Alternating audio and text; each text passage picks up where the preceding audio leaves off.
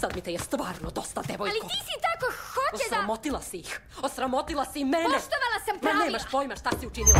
Jednostavno ne Biće shvataš svašta, da ja... ne budeš li sa ovim prestala. Ali slušaj me! Ja sam kraljica. Ti slušaj mene. To tako nije fair!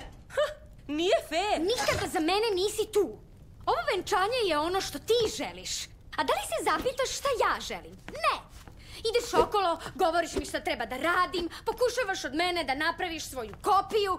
E pa, ja neću da budem tvoja kopija! Ponašaš se kao dete. A ti si zver! To si ti! Merida! Nikada neću da budem kao ti! Ne, prekini! Preću da crknem nego da budem kao ti!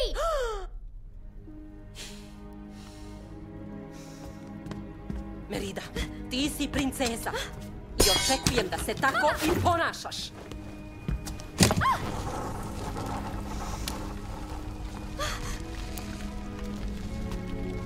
Merida!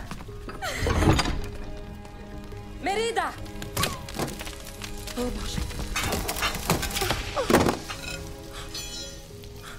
O ne! Šta sam radila?